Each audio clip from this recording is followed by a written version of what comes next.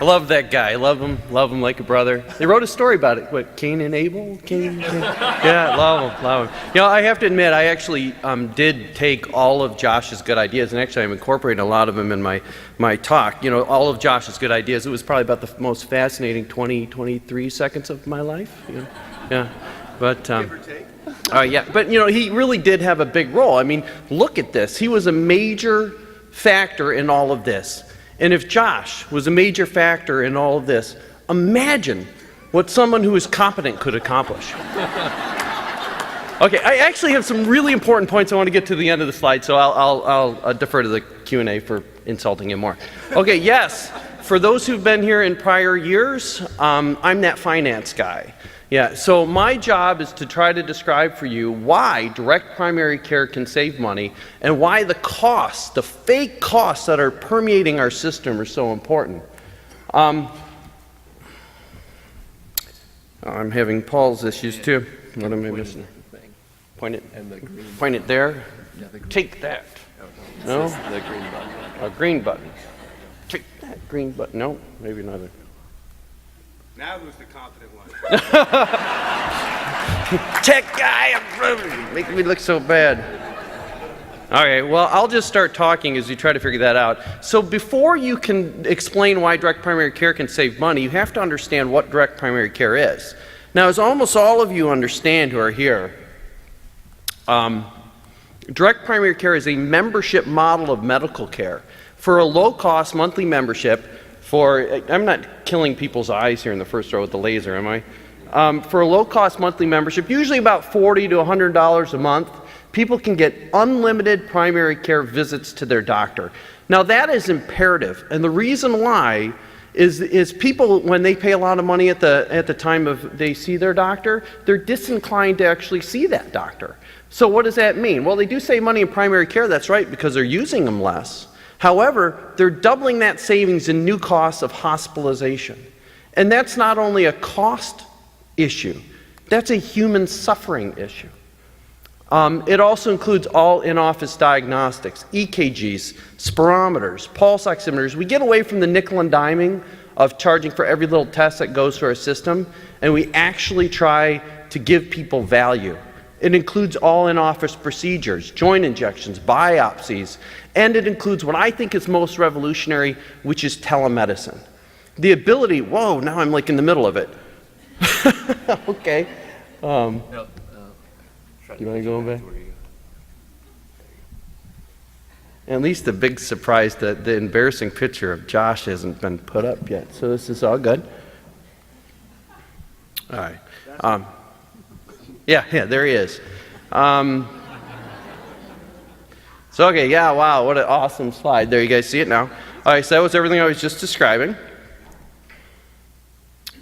All right, so, you know, with direct primary care, we include an incredible bundle of services, unlimited visits, in-office diagnostics, telemedicine, in-office procedures. But then we take that incredible suite of services and to magnify that benefit for that low monthly expenditure, we have gone out and we have negotiated predetermined prices on cardiac diagnostics, labs, imaging, and even for many of us who can dispense in our states, generic drugs that we dispense from our own offices. And we do this to try to magnify that savings. And the concept is we want to save those people so much money that our membership essentially becomes free to them. They get all of their primary care for what they would have spent anyway with the overpriced services that are currently in the system. So for example, in Michigan, a common price on an echo stress is about $2,000. We can get it for $200. That's a savings on one test of $1,800, or depending on the age of the patient, the equivalent of almost 4 years of direct primary care. Unlimited primary care for 4 years of the savings on one test. And we see similar savings on other types of services too, including imaging. Now this is an important slide. I want you guys to kind of take a look at this because I'm going to come back to this a little bit later. Our local hospital, our university hospital, has a transparency website. Thank you very much. They tell me what they charge for these things. They charge for an MRI $4,200. We can get the same MRI for $279. That's a savings of $4,000 on one test. That you justify your membership in the DPC practice for 8.3 years with the savings on one study, the better part of a decade, threw in primary care for free by correcting the pricing on one study. We see this with x-rays, another year and a quarter of savings. We're 93% cheaper than the local hospital, $529 savings. And we see this with ultrasounds, $1,000 savings, where you get 2 years essentially thrown in for free, and bone densitometry. And I apologize if I sound like a podcast running at 1.5. I got the message that we were running a little behind before I even came up here. But that's okay, because you guys are recording it, so they can play it back at 0.5 and all make sense. So we do labs. We do something called client services billing. We send the labs to the laboratory, who charges us the prices they generally speaking give hospitals. We then act as a financial conduit to give those prices to the patients, things they could never ever get on their own. These are our hospital prices. These are not crazy tests, 4 basic tests. $135 for a lipid panel, we get it for $5. PSA $152, we get it for $7. They charge $544 on one blood draw, 4 basic tests, for something that we can get for $23. That's a savings of $520. They charge 24 times as much as we do, and you just justified another year in your DPC practice on one blood draw. Now, I don't have comparators for these, but with the in-office pharmacies, they can get incredible savings as well, and these are just some examples. You can get a month of Zocor, treat hyperlipidemia, for 73 cents. We can treat depression with Celexa for 54 cents for an entire month. You can treat an episode of pneumonia for 89 cents. You can treat hypertension, one of the leading causes of preventable death, for an entire month, for 21 cents with Norvasc. You can treat one of the leading causes of premature death for an entire month for less than the cost of a single gumball. So now, so we give incredible services. We merge that with many, many cost savings. So the best way for people to really achieve maximal savings is to join this with inexpensive coverage options, high deductible PPOs, Christian health sharing organizations. For businesses, they can self-insure with ERISA-based plans and design them around DPC, and short-term policies, which are really starting to come back. They're kind of like the recurrence of the catastrophic plans, and as I understand it, you can now renew them out to about 36 months. Now, before I go into how these things all link together, I want to take a moment to break what I call the fallacy of good insurance. Many people say, well, I don't need to see you, DPC. Doc, I have quote-unquote good insurance. Well, that person does not have good insurance. They have overpriced insurance, and I believe this graph illustrates this. If you look here, this gray that you see, that is premium. That is what that person, these are 2018 quotes. These are honest-to-God quotes for a 58-year-old man. An individual, $18,000 premium every single year, $9,000 for the bronze. You have not seen a doctor yet if you buy that plan. That is for the honor of having that policy. You have received no care yet, and he is 18 grand in the hole. The yellow is deductible. That's what you pay 100% out of pocket before your insurance covers anything. And the red on this policy is coinsurance. That's the maximal out of pocket that the person could pay in coinsurance, co-payments, before their policy really does pick up everything else. So my point on this one is, if you look at this, and in the bronze plan there's no red because their deductible is their maximal out of pocket. So if you took a good year where Charlie, my hypothetical patient Charlie, didn't see a doctor, he is $9,000 better off by getting the bronze plan. In a bad year, in the worst year of his life, he's in the ICU, he has surgery, he's hospitalized, and he maxes out his plans. He bought this plan with the thought he was going to save money. I'm going to buy that good plan because when I access care, I don't want to have to pay much. Well, he's on the hook, to his surprise, for another $6 grand on top of that $18,000. He's on the hook for 24 grand himself. In the worst year of his life with the bronze plan, maxing out the deductible, though it's a high deductible, he's still $7,500 better off than if he bought the gold plan. And what's really fascinating here, and I love making these graphs because I see interesting things, is when he did the bronze plan, if he had the worst year of his life, and you track it over, it's actually less than the premium, what he would pay every single year for that gold plan. So all he's achieved by buying the gold plan is creating the equivalent of the worst year of his life financially every single year compared to buying that bronze plan. Now, to really illustrate how direct primary care saves money, I did a financial year 2017. And what you see here is Charlie. I made Charlie a diabetic. So he has all his diabetic visits. This is what he's charged in the insurance world. This is what he's charged under DPC practice. It includes all his visits, all his labs, all his meds, the entire year. He even gets an episode of pneumonia. He gets a chest x-ray, he treats it. He gets a follow-up visit. He gets a scare with some chest pain, gets an EKG, Holter, stress test. At the end of the year, his total charged rates under the insurance plan are $5,500 for the exact same services. In fact, I would actually argue better care. We get same-day accessibility, 30-minute to 1-hour visits. We have no financial conflicts of interest. He gets better care under direct primary care, the exact same services, including our membership, $832. That is including the stress test, the chest x-ray, the labs, the visits, everything. His entire year of medical services. Now, some people may say, yeah, but the insurance may cover some of that, and that's true. So let's take a look how this works. So if Charlie were to buy the gold plan under that scenario, under that year, and he saw a traditional insurance-based practice, after spending this mountain of cash on that premium, the honor of having that, and thinking he would pay less when he actually sees the doctor, he still is on the hook for $2,000 above that in charges. Because when people pay 20% on their co-payment of a false price, what does that mean? It means nothing. It's based on a false number to begin with.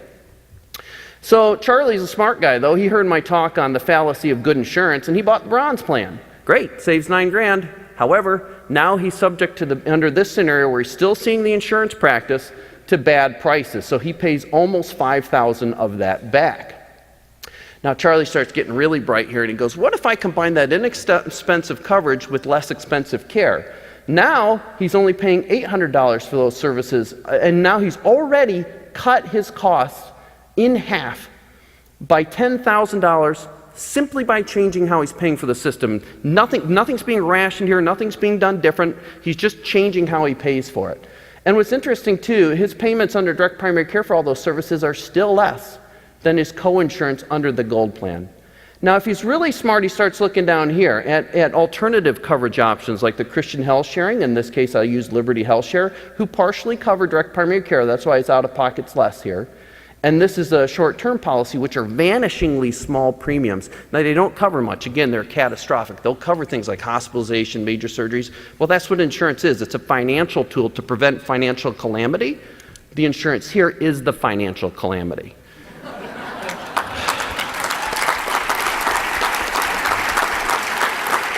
I didn't steal that from Umber. All right, sorry. I'm a little sophomoric at times. So in 1 year, again, by simply changing how he pays for his system, he would save $18,000 in 1 year. That breaks down to $350 every single week. Now, I went to Walmart and I wanted to say, what can you buy? That's a lot of money. What can you buy? You can buy a 55-inch HD 4K sharp LED TV and still have $30 in your pocket every single week for a year with those savings. Or alternatively, $350 is so much you could buy 1,000 of Josh Umber's ties. You know how glad I am he showed up? I didn't see him last night. I'm like, oh my God, that's hardwired into my presentation. I'm going to have to pick on Lee and no one to believe it. He's the sharp dresser. All right. Now, this is the important stuff, I would say. Because why does everybody care about prices, right? This is boring stuff. Yeah, sure, it's great saving people money. It's important for ourselves. If you own your own DPC, look at those alternative coverage options. But I think the next couple of slides, honestly, are imperative that everyone in this room understand. Why are prices important? Because of the fallacy of false pricing, high prices, and I think we've just shown it's a fallacy, we can get these things at much better prices than they're billed. Outside entities has used those prices as justification to rob us of our profession. Third parties have come in and said the only way you can afford medical care, because it's so expensive, because prices are high, the only way you can afford care is to pay it through us, insurance companies and the government. And we are told by adding this army of middlemen that will save money. And because prices are high then, these third parties now start saying, but you can't refer to any doctor you want. You can only refer to this small network of specialists, of surgical centers or hospitals, and we're told that that will save money.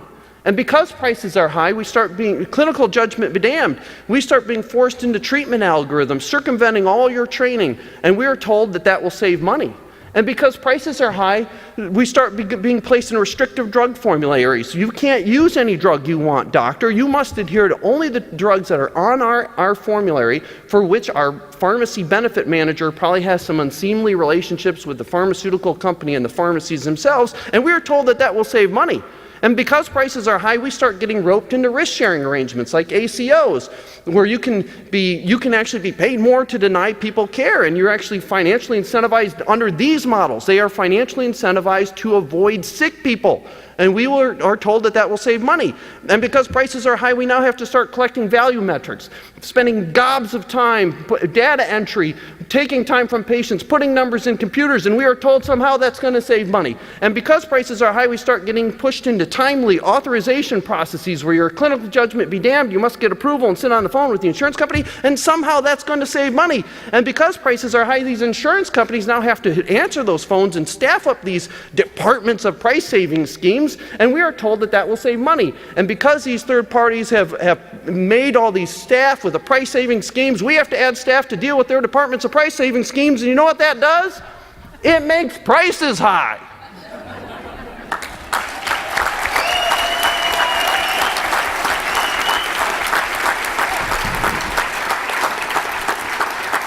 Take that, Umber. Take that, Umber. All right. And this is an example. Blank space. Yes, they're a blank space. Mandates, mandated treatment algorithms. I love algorithms. I have nothing wrong inherently with algorithms. When I trained in the 90s, they were coming into vogue, and they were clinical tools to assist with decision making. That was it. They had disclaimers on them. This does not supplant clinical decision making. Now they are mandated. So they are no longer tools to assist with complex clinical decision making. They are mandated replacements for clinical decision making. And why? Because MRIs are expensive, prices are high, right? That's the justification. So many insurance companies now, if you have a patient with back pain, and I'm not saying you should get MRIs on everybody with back pain, but if you want to get an MRI on a patient with back pain, many times they say, no, you must get an x-ray first. Why? Because MRIs are expensive. Well, is that actually true? Do you remember my slide from earlier? We are able to get an MRI with a direct approach for less than half of the cost the hospital charges for the x-ray, which means that the entire intrusion into our practice of medicine is based on the fallacy that MRIs are expensive. Now, a quick explanation of how our current system is financed, at least for primary care. So one thing that's important to remember is the patient pays for their care. It doesn't matter, it's confused and buried in a complex morass of payments, premiums, deferred wages, taxes, but in the end that patient pays for their care. And just as strong of the fallacy of high prices is the equal and opposite fallacy that this could ever actually be free. You can bury it in bigger premiums and bigger taxes, but in the end you do pay, but it's hidden. I don't know about you, but I like to know what I'm paying for. So in this example, what you see is a patient pays the government in taxes and pays insurance companies in premiums. And if they're on Medicare, many times they're doing both with supplemental policies. When you pay the government, ironically, the government's plans actually contract with insurance companies privately to administer them. They don't actually administer Medicare and Medicaid. Those are administered by insurance companies. And then eventually they pay the doctor. But each step of the way, they're taking a big cut themselves and putting their own stipulations on the payment. What does that mean? That's control of you. So once that patient does come in, who remember paid everything in the first place, come in to see the doctor, where's the doctor's attention?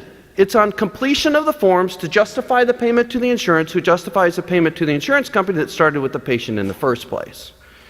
So what does direct primary care do? Gets rid of all this waste and corruption. And it takes it back, now watch the doctor's head, to the focus being where it should be, on the patient.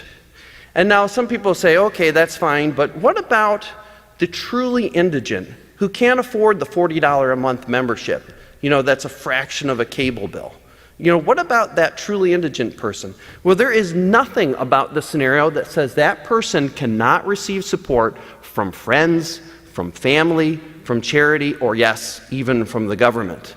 However, what it does is it not only eliminates a lot of that waste, but it keeps the decision-making in the single most ethical place for life and death decision-making to be made for a patient. And that's with that patient. Not by administrators, not by bureaucrats. That decision-making is now made by that person for themselves with the consultation of their trusted doctor. Now, to end, I have a confession to make. I really love Josh Umber. No, that's not it. That's definitely not it. I have a confession to make. Since I've become a direct primary care doctor, gotta admit it, I've become really, really greedy. But not greedy in the way people accuse us, not for money. Greedy for something far, far more valuable. Greedy for the value of my time. Which ironically, when I was an insurance-based doctor, I was so busy, I didn't have the time to appreciate the value of my time. Time with my patients, to care for them, to counsel them, to comfort them, to help find out what they want from the healthcare system. Time with these guys. These are my kids. And time to watch them grow. Time with my family, time with my friends. But there's one important person missing in all of these slides, and that's this lovely lady here. That's my wife, the pediatrician, who's still in the insurance model of care, and that's because she's here. At our island, night after night, day after day, long after clinics closed, on weekends, in lieu of vacations, charting, doing every ridiculous mandated task that's foisted upon her by the very people who destroyed our system. Don't let that be you. You have a choice. You can chart your own destiny. But though I have been greedy with my time, I've loved the flexibility DPC has given me, and I've taken full advantage of it. I coach my kids' teams, softball teams, baseball teams. I love it. There are an incredible group of people who are selfless defenders of you. Kimberly, Ryan, Julie, Amy, Mike, even Baldy over here. Okay, that one was low. That was low. But they are defenders of you. They have been selfless with their time. Time spent propagating this model and defending you. And in the end, I would just like to say, may God bless all of you. May God help you find the path that gives you personal and professional happiness. And may God continue to bless this incredible direct primary care movement, the last great hope for our healthcare system. Thank you.